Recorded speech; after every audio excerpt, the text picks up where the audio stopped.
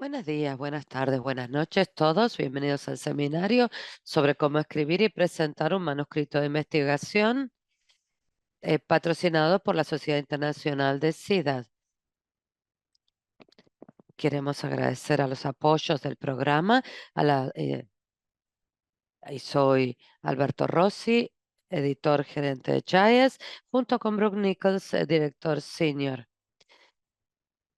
Soy directora senior de Fine en Ginebra y soy subeditora de Jayes. Habla Alberto. Gracias, Brooke. Este es el temario del día.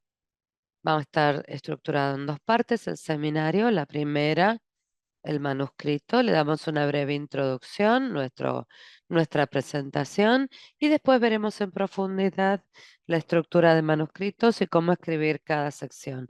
La parte 2 tiene una reseña del proceso de elegir una publicación, presentar un manuscrito y una serie de cosas a hacer a posteriori. Cubriremos también una reseña de la ética de la publicación. Esperaremos que hayan aprendido más sobre cómo escribir manuscrito de investigación y que entiendan más el proceso editorial para una publicación de un artículo. Un par de notas sobre el seminario. Hay una sección de preguntas que pueden utilizar si hay preguntas. Puede empezar a hacer preguntas en cualquier momento. Trataremos de responderlas durante el seminario en la función de chat o de preguntas.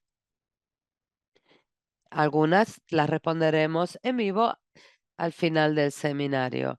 La grabación estará disponible en la plataforma IAS+, así que búsquenlo allí. Si hay preguntas sobre el taller, pueden enviarnos correos electrónicos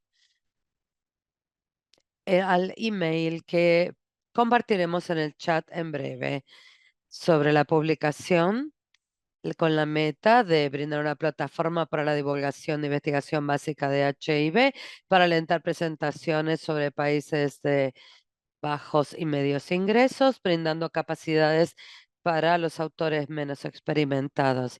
Está en línea, con revisión de pares, de acceso abierto. El factor de impacto es 6.0, está indexada, es multidisciplinaria y nuevamente, como les dije, nuestra meta es brindar oportunidades de mayor capacitación para los investigadores. ¿Por qué hay que publicar?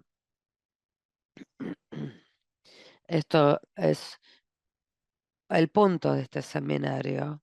Desde el punto de vista científico, los resultados no publicados significan que no se realizó la investigación. Tienen que comenzar con esa idea, verificando que los años que invierten en la investigación terminen en una publicación para que todo el planeta pueda utilizar su investigación. En el seminario trataremos de que sea interactivo con la plataforma correspondiente, así que iremos haciendo preguntas que pueden pensar, responder y después hablamos de los resultados. La primera pregunta es, ¿qué es lo que consiste un buen manuscrito? Porque el tema es interesante, porque tiene una potencia adecuada por la casuística o el tamaño de la muestra, porque tiene una buena pregunta científica, porque tiene temas de interés o todos. Les voy a dar unos 30 segundos para responder y después lo hablamos en conjunto.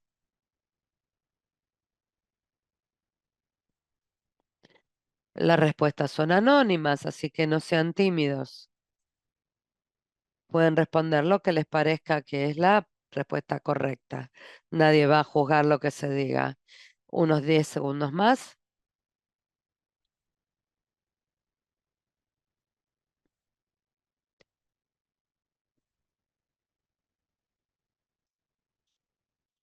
70% de ustedes ya ha respondido. Así que terminamos y veamos la encuesta. Los resultados nos indican que el 78% de ustedes respondieron todo lo anterior. Y eso es lo que pensamos. Todos los puntos son importantes, como para tener un buen artículo. Ahora Brooke toma la palabra. 6 cosas que pensar antes de empezar a escribir. Lo primero es tenemos que ver por qué queremos publicar, si va a ser publicable el artículo, y después ver el tipo de manuscrito a escribir, si es un comentario. Hay distintos tipos de manuscritos. Elegir la publicación meta a la que queremos escribir para la audiencia específica de esa publicación, prestar atención a los requisitos de la publicación en las guías para los autores, también a la estructura del trabajo y comprender la ética de la publicación para evitar las infracciones. Yo soy fan, yo escribo el manuscrito para pensar en la investigación que estoy haciendo. Entonces empezamos a poner orden a los pensamientos. Tenemos que pensar si hice algo nuevo e interesante, qué brechas de investigación cubre mi estudio, cómo mi estudio las encara. Después ver cuál es mi historia, si es algo nuevo para el mundo de la ciencia que no se vio antes, o si es algo que se ha mostrado en otros países o en otros contextos. A menudo los estudiantes se pierden, pero la investigación que uno está realizando puede estar proveyendo algo nuevo a la bibliografía, un aspecto que no se encaró antes, cuáles son los hallazgos clave de la investigación. Después ver si el trabajo puede ser replicable.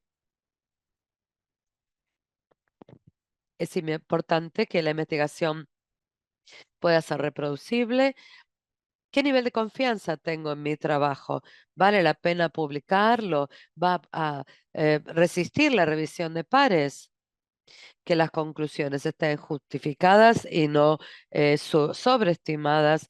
¿Y cuáles son las implicancias de la investigación, la práctica y la política que surgen de mi trabajo? Hay que tomarse el tiempo para pensar críticamente en cómo la gente va a utilizar mis resultados y para qué van a ser útiles.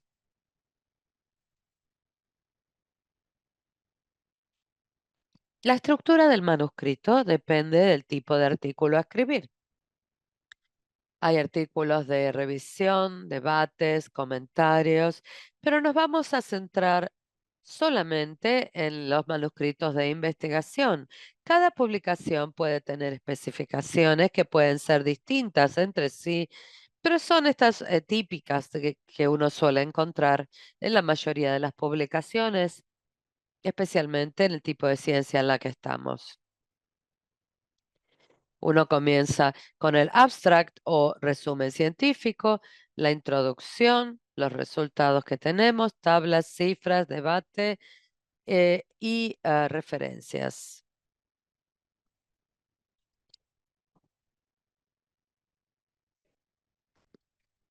No significa que la mejor manera o la manera más fácil sea seguir un orden. No siempre es así. Recomendamos que comiencen con las figuras y las tablas porque los va a ayudar a pensar cuál es la historia que quieren compartir y esas cifras y tablas ayudan a aclarar a ustedes, al lector, a tratar de ver la historia. Comiencen con eso. Luego, céntrense más. Una vez que tienen eso, pueden comenzar a delinear el trabajo. Cuando trabajo con alumnos, a veces lo más difícil es escribir las primeras palabras y encontrar el orden a seguir. Y una vez que uno va escribiendo, va siendo útil. Una vez que tenemos figuras y cifras, empezamos con la página de título, los autores, no se olviden la inicial del medio, que no todo el mundo usa, y sigan los requisitos del título que difieren entre los distintos entre las distintas publicaciones. Después empezamos con los métodos. Tiene que ser articulado de lo que sale de las figuras y las tablas, después de los resultados, lo que sea que digan. Luego se pueden poner a pensar en la introducción y el debate porque los puede ayudar a ser menos abrumador unas veces que ya tienen estos factores incluidos. Y luego, cuando tienen el artículo, retroceden y escriben el abstract o resumen científico porque puede parecer sencillo porque es breve. Yo pensaba lo mismo, pero una vez que uno tiene el manuscrito, la historia completa, se facilita mucho volver y hacer el resumen realizado de manera concisa, que sería mi resumen científico o abstract. Después seguimos con los reconocimientos, las referencias. Después hay algunas publicaciones que piden otras secciones que tenemos que cumplir. Van a tener que hablar con colegas para desarrollar la historia, tener las figuras, las tablas, pregúntenles a colegas, a sus amigos que hacer presentaciones en reuniones y conferencias para tener feedback, las opiniones de quienes los escuchan para pulir más su historia. Pregunta número 2. ¿Por qué es tan importante el título de un trabajo científico? Por favor, ¿podrían ir votando?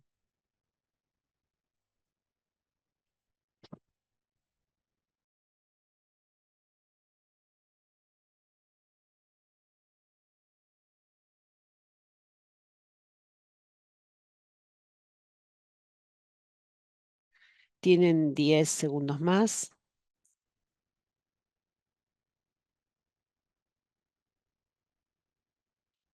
Y los resultados de la pregunta son sí. 53% de las personas respondieron que todas las anteriores. Es lo que se lee con mayor frecuencia, muchas veces es lo único que se lee, tiene la información básica que ayuda al lector a decidir si quiere seguir leyendo, es una especie de mini publicidad para el trabajo científico y creemos en realidad que es todas las anteriores. Es fundamental que piensen muy bien en el título, porque quizás sea lo único que algunas personas lean. Entonces debe representar exactamente lo que incluye el trabajo, pero también debe ser breve, muy específico, representativo de todo el trabajo incluido en ese manuscrito, ¿no? Debe ser informativo y debe responder al qué, dónde, cómo y quién. Es una especie de mini publicidad para el trabajo a publicar y debe incluir la información básica y puede ayudar a los lectores a decidir si quieren leer todo el artículo. Y como yo ya hice muchas revisiones sistemáticas, también ayuda a los que hacen estas revisiones sistemáticas a hacer un triage con el trabajo, porque primero se leemos el título y después el abstract. O sea que el título debe ser muy preciso. Muchas veces es lo único que se lee, después llegamos al abstract y después al texto principal. Es como ese cucurucho de helado que ven allí. Bien. Veamos este título juntos. ¿Qué tipo de información falta? ¿Qué falta en este título? Tenemos las causas metabólicas. Otra pregunta para responder. Tenemos el qué, dónde, quién y cómo. ¿Qué faltaría aquí en este título?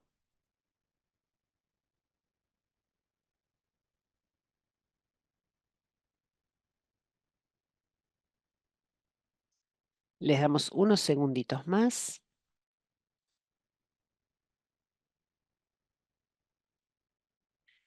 Y el resultado es el siguiente, el cómo. Exacto. La mayor parte de ustedes dijeron que lo que faltaba era el cómo. El qué, causas metabólicas de la enfermedad hepática. ¿Quién? ¿De qué población estamos hablando? Adultos que viven con VIH. El dónde, países de ingresos bajos y medios. Y cómo, faltaba el cómo, un estudio transversal. Así que lo agregamos y allí tenemos el qué, quién, dónde y cómo. Alberto, te doy la palabra nuevamente. Gracias, Brooke. Ahora sabemos todo sobre el título. Veamos qué sigue ahora. Ahora viene el abstract o resumen científico. El abstract es una versión breve del artículo y lo llamamos un resumen único. Resumen único es importante porque queremos que el lector entienda lo que hicimos solo después de leyendo solamente el abstract. Por eso decimos que es independiente. Eso es clave. Hay 4 partes en un abstract. Recomendamos que incluyan estas 4 partes. Esto se aplica a todas las conferencias y publicaciones. Tenemos introducción que describe la cuestión, la brecha de conocimientos y qué es lo que queremos hacer con el estudio. Después tenemos la parte de métodos que describe qué se utilizó y qué abordaje se siguió, los resultados, lo que encontramos a través del estudio, los hallazgos y después las conclusiones, que es una descripción de los resultados, las consecuencias y recomendaciones. Es importante entonces que el abstract sea breve. En nuestra publicación son 350 palabras, así que en ese pequeño espacio debemos incluir la mayor cantidad de información precisa que podamos. Así que les sugerimos que no incluyan algo que no está en el trabajo en el abstract. O sea, si no lo tienen en su trabajo científico, ¿por qué ponerlo en el abstract? El abstract tampoco debe incluir resultados no específicos ni especulaciones. Esta es una buena forma de pensar en un abstract. Las personas no leen todo el artículo a menos que tengan un interés creado y específico en el tema. Y muchas personas solo leen el abstract para decidir si después leer todo el artículo. Como dijo Brooks antes, los lectores van al título, si les interesa, probablemente lean el abstract y deben asegurarse de que el abstract mantenga la atención del lector para que después lea todo el artículo. Y ahora vamos a ver este abstract y voy a mostrarles cómo los autores incluyeron muchísima información en ese pequeño espacio. Tiene el tema, enfermedad hepática, una causa principal de morbilidad y mortalidad entre personas que viven con VIH. Después, la cuestión, hay poca información sobre la carga de los trastornos metabólicos en relación a la enfermedad hepática en personas que viven con VIH. Y después tenemos el diseño del estudio, el periodo del estudio, octubre 2020 a julio 2022, y después la población del estudio, y finalmente la región donde se hizo este estudio. Después describen los métodos, evaluación clínica, pruebas de laboratorio, con muestras de sangre en ayunas, rigidez hepática, etcétera.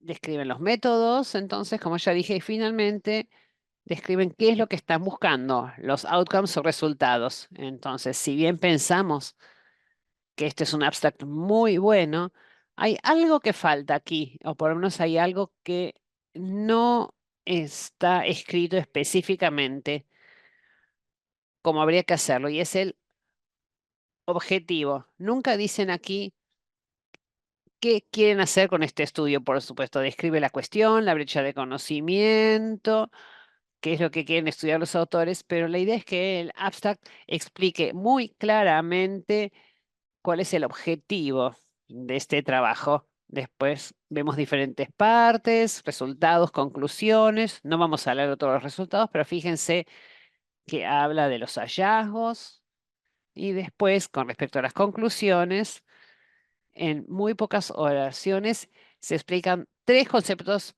clave. Mensaje clave, las enfermedades metabólicas son un factor de riesgo importante para las personas con enfermedad hepática, etcétera. El reconocimiento temprano de los trastornos metabólicos y los factores de riesgo relacionados pueden ayudar a guiar las intervenciones clínicas. Estas son las consecuencias. Y después brindan sugerencias para terceros o otros investigadores con respecto a qué es lo que habría que hacer después. Necesitamos más estudios prospectivos para determinar la naturaleza causal de estos hallazgos. pueden ver que entre 150 palabras se pudo incluir muchísima información. Y esto es así es como debe ser un abstract. Ahora le doy la palabra nuevamente a Brooke. Bien, ahora vamos a ver cómo se escribe realmente el manuscrito de investigación, el trabajo de investigación.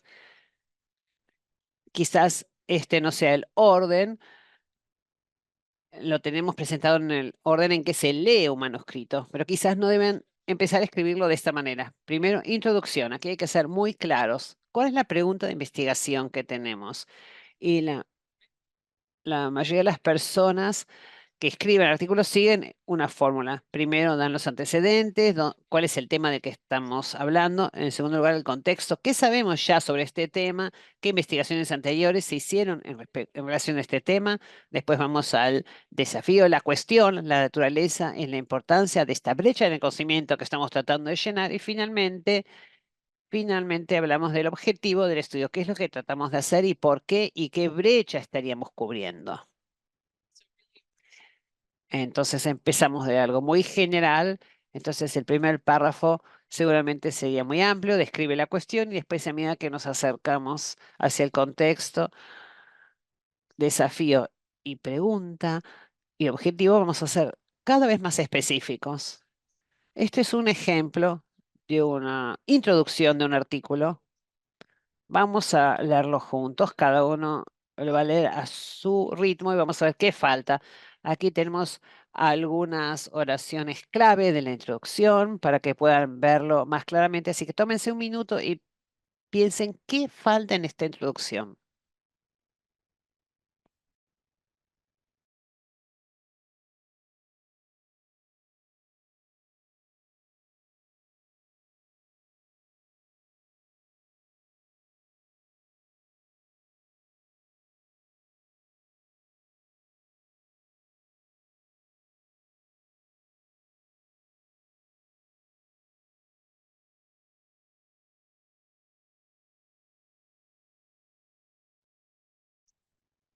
La próxima diapositiva, aquí tienen la pregunta a contestar. Indíquennos aquí qué elemento creen que falta. Antecedentes, contexto, cuestión y objetivo.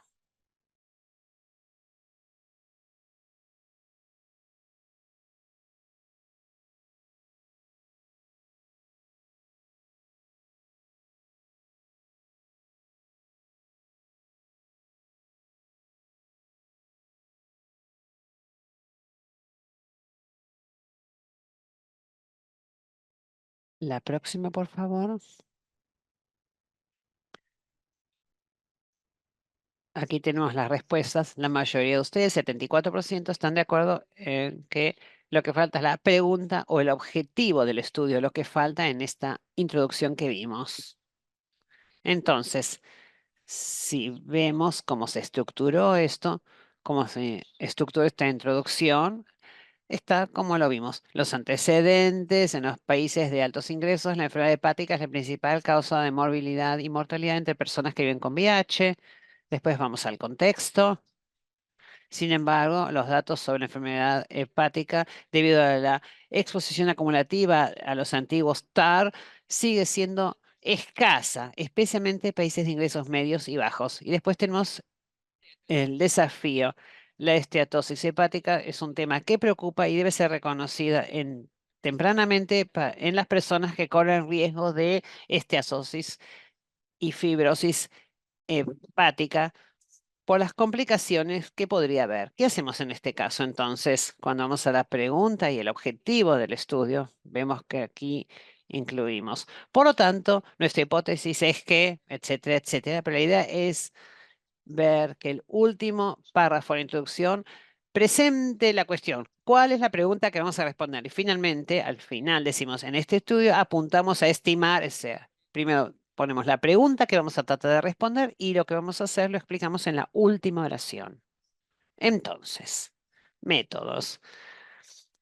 ¿Cómo se aborda la pregunta de la investigación? Los métodos variarán según nuestro abordaje y según la investigación que estemos haciendo, pero hay que asegurarse de que le mostremos al lector que los métodos son los adecuados para responder la pregunta que queremos responder.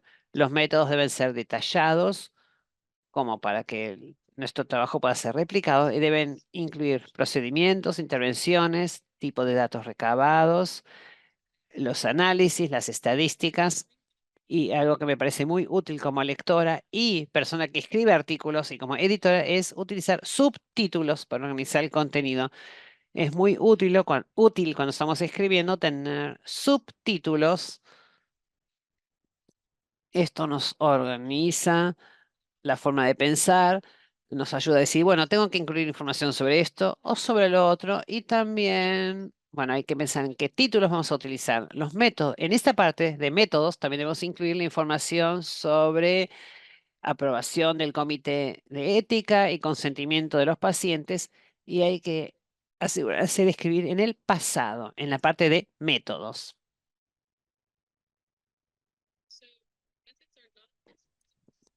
No son los resultados, es cómo se llevó a cabo la investigación. Cuando están escribiendo los métodos, tienen detalle, pero tienen que equilibrar los detalles con el trabajo realizado. Hay que ser conciso en el trabajo.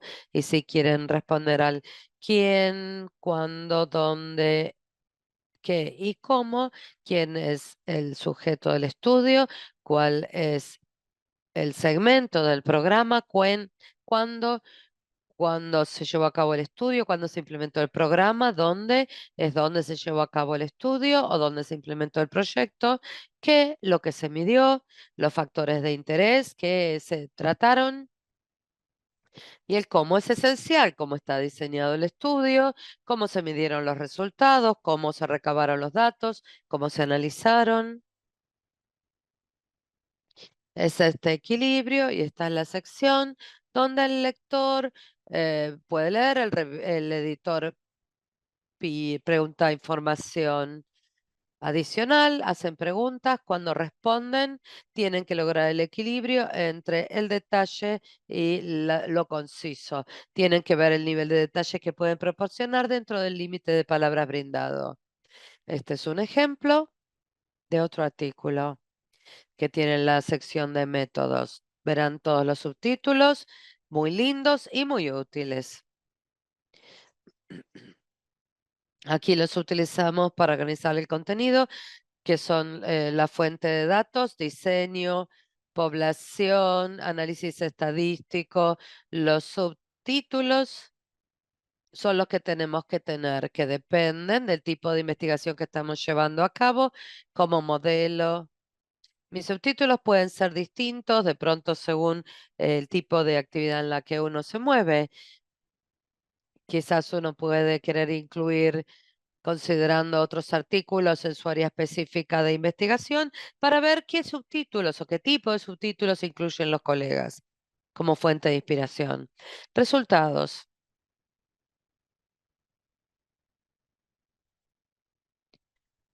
La sección de resultados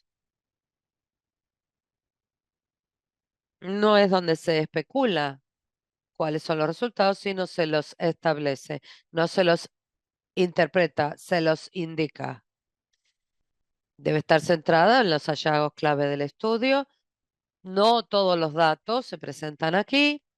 Deben ser muy específicos, fechas específicas, números, porcentajes, intervalos de confianza.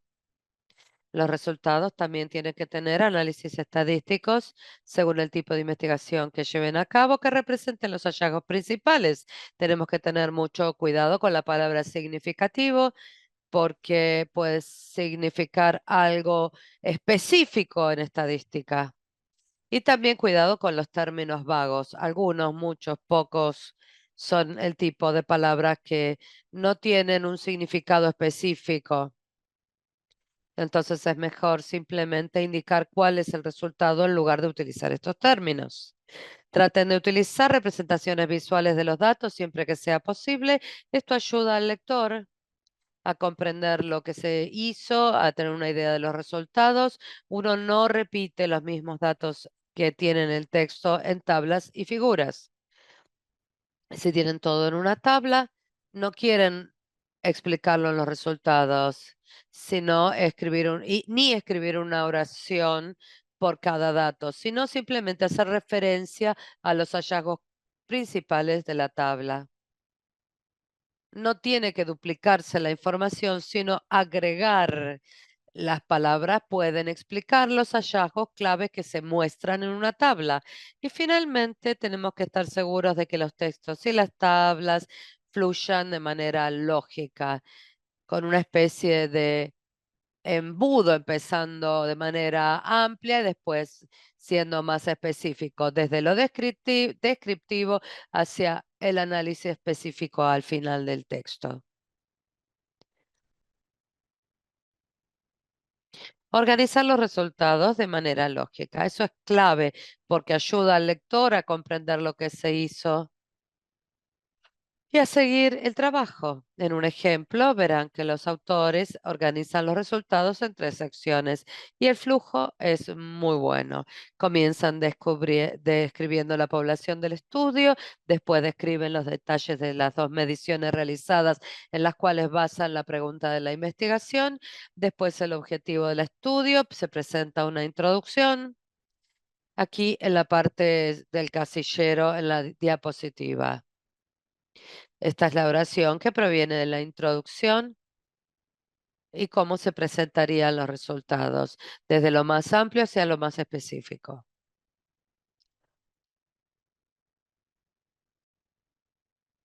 Otro ejemplo, esta es una sección de resultados. Tómense un par de minutos a mirarla y a pensar si hay algo equivocado aquí.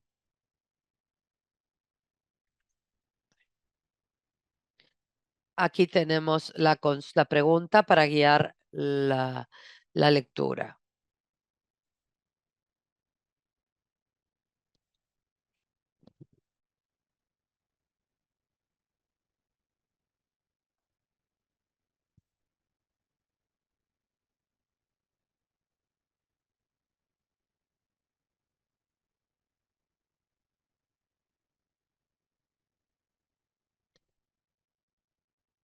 Les doy 10 segundos más para responder.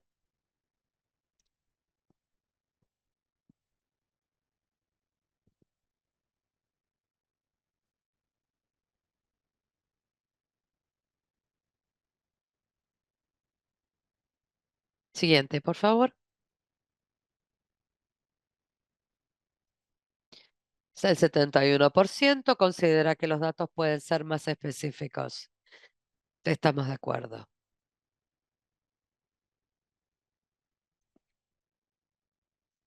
Este es el objetivo del ejercicio. Cambiamos parte de la redacción y verán la versión original y la versión corregida de los resultados. Fíjense que la descripción implica ser más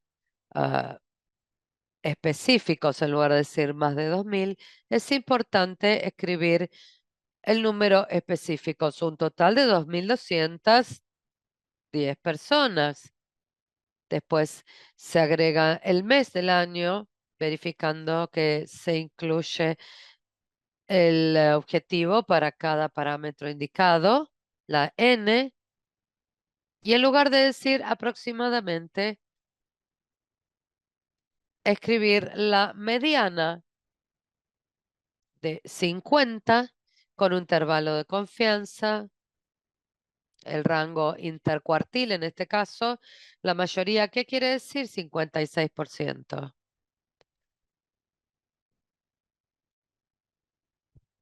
Y cuando dicen diferencias significativas, se muestra el valor P, o sea, qué nivel de significancia tiene a nivel estadístico el resultado.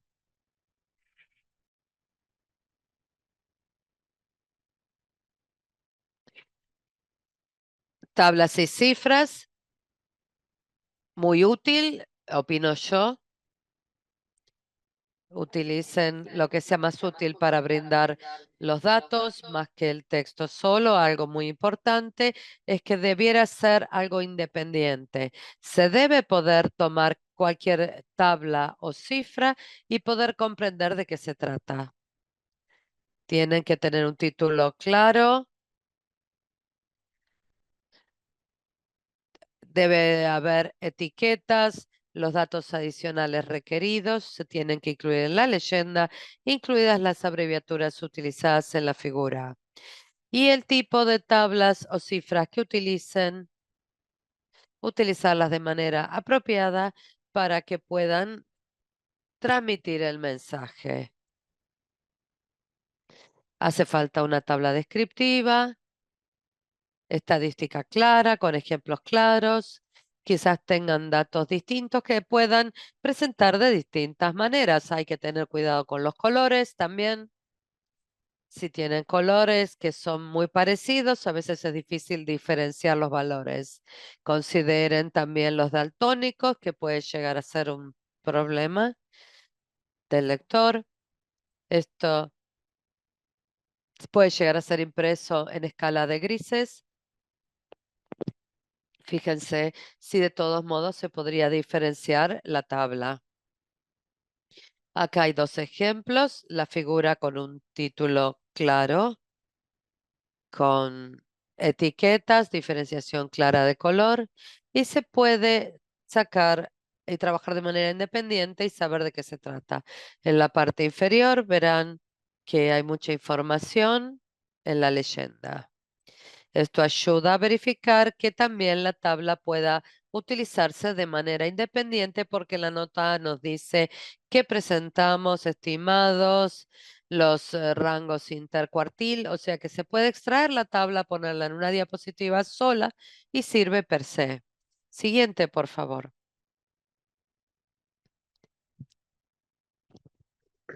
Alberto. Bien, gracias, Brock. Tenemos el título, el abstract, método, resultados. Métodos y debate. ¿Cómo logramos responder a la pregunta del estudio? Estas son las cosas que queremos cubrir cuando estamos elaborando el debate. Primero, si los resultados trataron la consulta, la pregunta o el objetivo, si los resultados se comparan con otros estudios de otros países, si se pueden generalizar, cuáles son las implicancias y las limitaciones del estudio.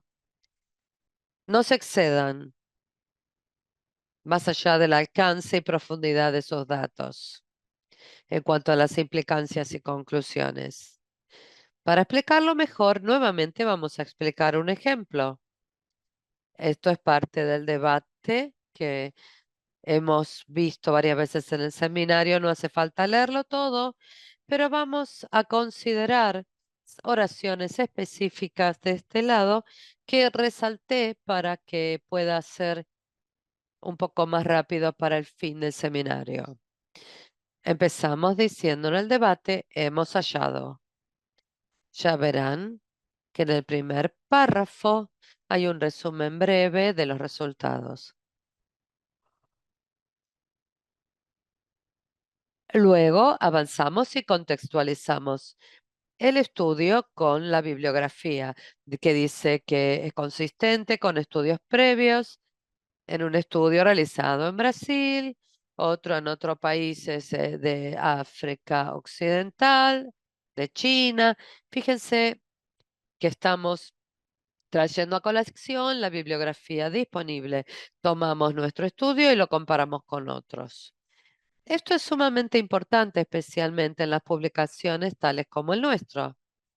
Somos de la Sociedad Internacional de SIDA, entonces tenemos que considerar a nivel internacional que otros estudios hay, verificando que el estudio específico de esta región se ponga en el contexto global. Le diría que se enfoquen en este tema de la comparación con otros estudios.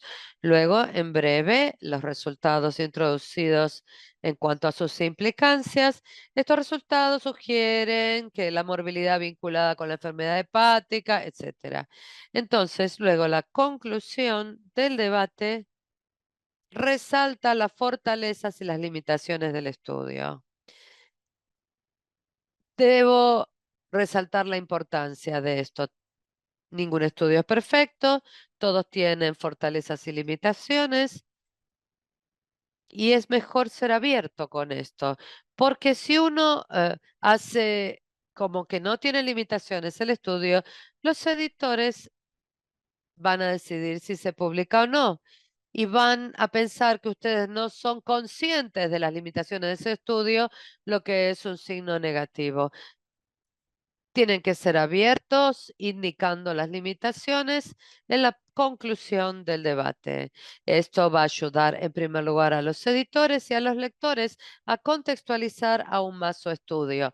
Entonces, por ejemplo, aquí tenemos las fortalezas, decimos cuáles, que es un estudio de corte multicéntrica de gran tamaño, pero acá en las limitaciones, si se fijan en la última oración en verde, dado la naturaleza interseccional del estudio, no podemos sacar inferencias formales entre la fibrosis y la esteatosis hepáticas y los factores asociados. Esto tiene que ver con el estudio y su diseño que no se puede modificar en este momento, pero se indican las limitaciones del estudio cross-seccional o interseccional, y esto permite que se vea la aplicabilidad de los resultados. Y la última parte del trabajo son las conclusiones. Entonces, uno en breve quiere mencionar los mensajes principales del estudio, enfatizando las mayores implicancias de los hallazgos y brindando recomendaciones para prácticas futuras de investigación o políticas como resultado del estudio. No utilicen afirmaciones obvias, no repitan los resultados, no sobregeneralicen. Queremos utilizar ejemplos. Si han hecho un estudio en una región en particular, no se puede asumir de pronto que los mismos resultados serán aplicables en otras regiones. Ténganlo en cuenta. Una vez más, aquí les damos ejemplos para que puedan ver cómo los autores incluyeron estos tres conceptos en las conclusiones del estudio. Nos dan el mensaje clave, habla de hablan de sus hallazgos, después cuáles son las consecuencias o implicancias de sus resultados. Básicamente dicen aquí que con estos resultados podemos hacer cambios en políticas a fin de que estos cuadros puedan ser detectados tempranamente. Y finalmente hacen algunas recomendaciones para investigaciones futuras, de manera que ya indican qué debería hacerse a continuación. Entonces ya vimos todas las partes del manuscrito. Ahora les voy a dar un resumen de todo lo que tratamos. Introducción, empezamos con algo amplio, hablamos de los antecedentes, después vamos achicándonos en esa forma de embudo, hablamos de los antecedentes, contexto, el desafío que vamos a considerar y después la pregunta. Después describimos los métodos, quién, dónde, cómo, qué y cuándo. Y finalmente vamos a los resultados que debemos trabajar de manera lógica. No debemos discutir los resultados, debemos presentar los datos que encontramos. Y finalmente, sí, discusión, debate y conclusiones, un párrafo de introducción, hay que hablar de contexto, hablamos finalmente de fortalezas y limitantes y las conclusiones. Y queremos recordarles esto, introducción, métodos y resultados, de esto debe escribirse en el pasado, porque son cosas que ya se hicieron. Discusión y conclusiones se deben escribir en el tiempo presente, porque es lo que está pasando ahora, mientras se escriben.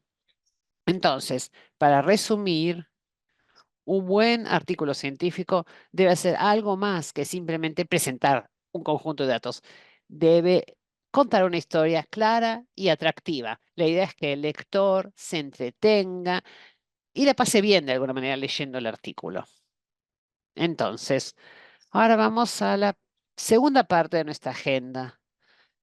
Ya hablamos de cómo escribir un manuscrito y la parte 2 vamos a ver, vamos a darles consejos sobre cómo elegir una publicación y cuál es el proceso general, qué pasa una vez que se presentó un trabajo para ser publicado. Brooke,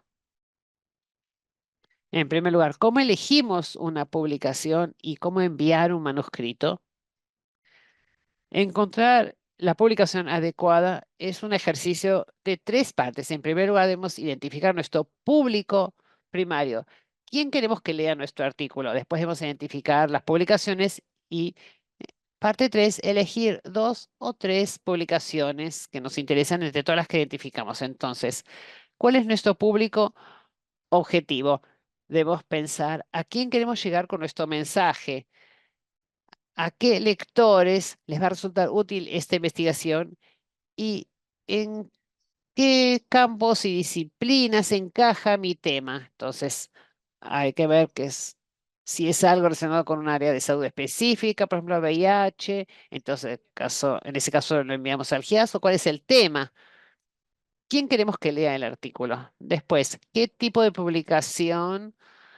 ¿En qué tipo de publicación debemos publicar nuestro trabajo si quiero llegar a este público objetivo específico? Quizás sea una publicación de temas generales o específicos, debe ser internacional, regional o local. Habría que pensar si queremos que sea un artículo de acceso abierto o si queremos publicar en una publicación a la que solo accedan los abonados. Entonces debemos pensar a quién queremos que llegue nuestro trabajo. Y finalmente, ¿cuál es la reputación de la publicación? La idea es asegurarse de que no publiquemos de manera incorrecta quiénes son los editores o la junta editorial, el comité editorial, en qué medida es serio el proceso de revisión por pares, es realmente exigente, riguroso. Después, realmente se utilizan servicios de indexación correctos y legítimos. Quizás esta publicación aparece en PubMed o en otros listados. También habría que pensar cuál es el factor de impacto. Hay que ver con qué frecuencia se publican los manuscritos, perdón, los trabajos publicados en una publicación específica. Habría que ver si hay aranceles para publicar, cuántos artículos ya se han publicado en esa publicación. Muchísimos, son unos pocos, y después hay algún colega que ya haya presentado un manuscrito para esa publicación. Entonces, yo quiero agregar esto. En cómo encontrar la publicación adecuada. Esto es una herramienta que utilizo todo el tiempo, se llama Jane, y se puede utilizar para lo siguiente, para darnos una idea del tipo de publicaciones que existen, que publican. Habría que ver, a ver si puedo compartir mi pantalla, pero podemos poner el título del manuscrito en el que estamos trabajando en esta herramienta. Hacemos clic en encontrar publicaciones y nos aparece esta lista y nos da el nivel de confianza de cada publicación. Aquí el título del artículo sería un nuevo modelo para integrar los cuidados crónicos, etcétera, etcétera, en pacientes con VIH. Entonces, esta herramienta nos dice, en base a ese título, la publicación que recibe y publica artículos sobre un tema parecido sería el BMC Health Services, pero el hecho de que el sitio web, perdón, que la publicación aparezca en esta lista no nos indica inmediatamente que es la publicación más adecuada, pero sí nos ayuda a elegir. Pueden hacer clic aquí, les van a mostrar otros artículos con títulos parecidos, publicados en esa publicación, en ese journal. También nos da el factor de impacto. Entonces, esto es una herramienta de inteligencia artificial y en amarillo dice acceso abierto y alta calidad. Aquí nos dice si este journal es de acceso abierto y público y si está indexado en algún lugar. Aquí dice que los artículos son indexados en un sitio con buena reputación, por ejemplo, en el Medline Index.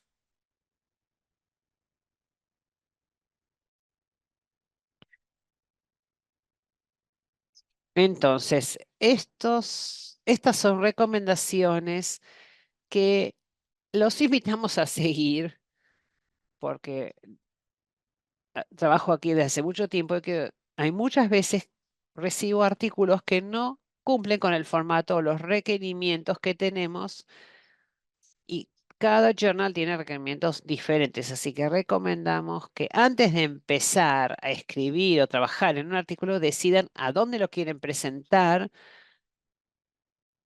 Pueden seguir las sugerencias que mencionó Brooke y después, bueno, avanza con el artículo. Entonces, primero lean el sitio web del journal donde quieren presentar el artículo. Fíjense cómo han sido las últimas publicaciones de ese journal. Pueden ver otros sitios web que aparecen aquí en la pantalla. Vamos a poner el vínculo en el chat para que los vean. Estas son las instrucciones que con mayor frecuencia se ignoran. Límite en la cantidad de palabras en algunos artículos. En algunos casos son, por ejemplo, 3.500 palabras. Si nos envían un artículo con 6.000 palabras, quizás sea maravilloso, pero simplemente no lo podemos aceptar. Así que asegúrense de seguir las instrucciones. El formato no es el adecuado. Las tablas y cifras deben estar incluidas en el texto, al final, en un archivo independiente. Hay que ver si la resolución también es correcta para la publicación. Las figuras tienen una resolución adecuada, las fotos, o quizás hay fotos o no se utiliza el formato estándar. Quizás esto no les parezca importante, pero desde el punto de vista del editor, si ustedes demuestran que prestaron atención a todas estas cuestiones, esto mejora las probabilidades de que el artículo sea publicado. Estos son algunos motivos comunes de rechazo. El alcance es muy importante. Por ejemplo, somos un journal sobre VIH, así que quizás si nos mandan un trabajo sobre cáncer, probablemente no lo aceptemos, aunque quizás sea maravilloso y esté muy bien hecho. Los objetivos del estudio se describen claramente. Esto es muy importante, por supuesto. También si, es importante si el estudio va a tener un impacto sobre el área de políticas, en cuanto a prevención. También nos fijamos si es algo novedoso, nuevo. Quizás nos envíen un estudio genial con datos de hace 10 años. No lo vamos a aceptar porque buscamos que los datos sean nuevos, recientes. El diseño del estudio y la metodología son válidos, por supuesto. Esto no hace falta decirlo, pero la idea es que la forma científica y la ciencia que subyace este estudio sea válida y correcta. Es importante que la presentación tenga buena calidad. Muchos de nosotros no somos hablantes nativos del idioma en el que presentan el trabajo, pero la idea es que la gramática sea correcta, que se pueda leer fluidamente y después, finalmente, el manuscrito sigue las pautas o cumple con las pautas de la publicación donde quieren que se publique. Esto es importante porque cada publicación, cada journal tiene pautas diferentes, guías diferentes. Y después, una vez que se presenta o envía el artículo, aquí empiezan a analizarlo los pares, los colegas. Aquí tenemos algunas sugerencias sobre cómo responder a las sugerencias hechas por los pares. Es importante responder todas las preguntas recibidas. No salteen algo, porque los editores o los revisores simplemente van a entender que no querían responder la pregunta y esto es una mala señal. Entonces sean específicos en sus respuestas. Entonces, sí, reciben una lista con varios puntos o preguntas a responder que envía el revisor. Asegúrense de poner pregunta número 1 y abajo responden. Tienen que explicar después dónde hicieron los cambios en el texto para que el editor pueda ver claramente qué cambiaron. A veces recibimos respuestas de los autores que nos dicen: muchas gracias por lo que usted nos dijo. Hicimos los cambios en el artículo, pero nosotros no sabemos dónde se hicieron esos cambios. Es importante que el autor sea específico a responder los cuestionamientos de los editores para que estos sepan después dónde se hicieron los cambios. Entonces, si hay algún comentario con el que no están de acuerdo, Está bien, puede ser, pueden estar en desacuerdo, pero deben explicar los motivos de manera amable. Sean breves, vayan directo al punto, traten de ser constructivos. No, al editor o al revisor no les sirve que ustedes respondan en un tono que no sea positivo ni constructivo. Aquí vemos un ejemplo de lo que acabo de decir. Entonces, en negro vemos el comentario del revisor y después el autor abajo responde en otro color. Aquí está la respuesta del autor. Decimos, esta oración está incluida en los renglones 2.17 a 2.19. Entonces el editor puede directamente a esas líneas y ver qué se cambió. Estos son los aspectos éticos de las publicaciones. Lo vamos a ver rápidamente porque nos quedan pocos minutos para preguntas. Obviamente, después vamos a compartir la grabación, así que pueden leerlo en detalle. Es importante que tengan esto en cuenta cuando presentan trabajos. Tengan mucho cuidado con los plagios. Hay un plagio cuando copian otro artículo sin mencionar las referencias. Esto se puede detectar fácilmente hoy en día con la inteligencia artificial, así que no lo hagan. Redundancia, repetición, es cuando se utilizan los mismos datos para publicar varias veces y varios artículos diferentes. Eso no debe suceder.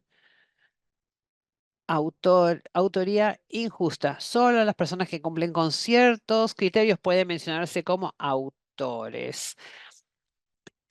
Hay que explicar claramente los conflictos de interés. Asegúrense de tener la aprobación del Comité de Ética y, por supuesto, el fraude.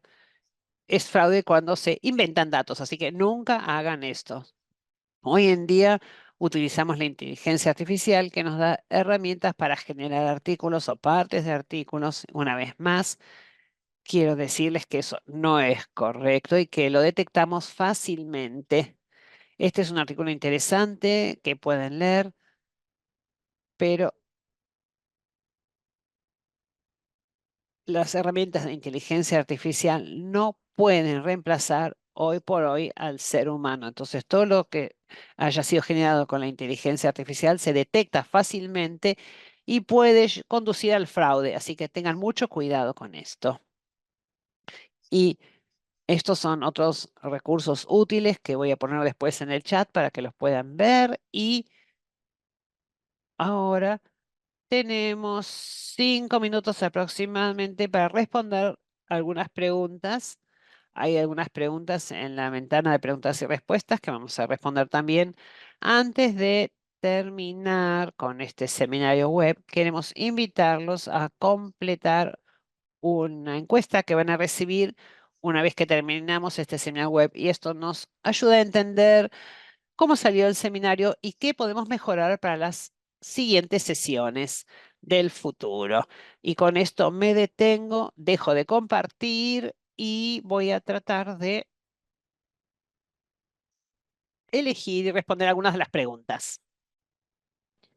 Tenemos que ir muy rápido, pero hay algunas preguntas sobre estudios. Chayas acepta estudios cualitativos. Para esos estudios tenemos un recuento de palabras más altos porque implican que hay citas en el artículo, por lo cual, perdón, cuantitativos, por lo cual tenemos espacio adicional. Hay otra pregunta, si se rechaza el artículo se puede corregir y volver a presentar. Nada lo prohíbe, pero hay que fijarse bien cuáles son las razones del rechazo. Si es que el estudio, de acuerdo a los editores, tiene fallas fundamentales, es muy probable que los editores no deseen aceptarlo porque entienden que no se puede hacer nada para corregirlo. Si pensamos que el estudio es demasiado antiguo, aunque lo vuelvan a presentar, los datos siguen siendo antiguos, viejos. Había una que quería responder. Brooke, si quiere hacer algún comentario o quiere responder algo. Hay una pregunta sobre cómo equilibrar los informes, la información de los métodos. No hay una regla universal, es como un arte. Esto viene de la mano de la experiencia. En principio, quieren brindar información suficiente para poder replicar el estudio. Esa es la regla en general. Entendemos que es un poco difícil, pero los editores van a poder decir que usted cree que hizo un buen estudio, pero queremos ver más información sobre la metodología para estar seguros de que siguen procesos sólidos. O se puede utilizar información complementaria con material adicional. Por ejemplo, hay estudios sobre modelización y no pueden incluir todos los algoritmos, los detalles, los documentos que utilizan en el texto principal, pero pueden brindar archivos adicionales de información para los lectores que están interesados en profundizar y ver lo que sucede detrás de escena. Habla Brooke. Alberto comentó que hace falta la aprobación del del Comité de Ética, no para la publicación en sí, pero hay casos en los cuales no hace falta casos de modelización, de pronto que no utilizan datos de pacientes verdaderos, sino que generan datos a través de modelización, revisiones sistemáticas tampoco, pero todo lo que involucre gente, pacientes, de los cuales se utilicen los datos, verifiquen con el Comité de Ética en los países en que se encuentran basados para ver cuáles son los requisitos. Gracias, Brooke. Una pregunta. Nosotros recomendamos que brevemente se marquen las fortalezas y debilidades del estudio y el efecto de la publicación. Traten este tema según la publicación específica a la que apunten. No hay una prueba específica, pero es una manera de resaltar lo bueno que tiene su estudio. Y hay otra pregunta y después una más de Brooke y vamos terminando. La ética del proceso de revisión. El proceso de revisión, en JIAS al menos, utilizamos un método ciego. Los autores no saben quiénes son los revisores ni y viceversa.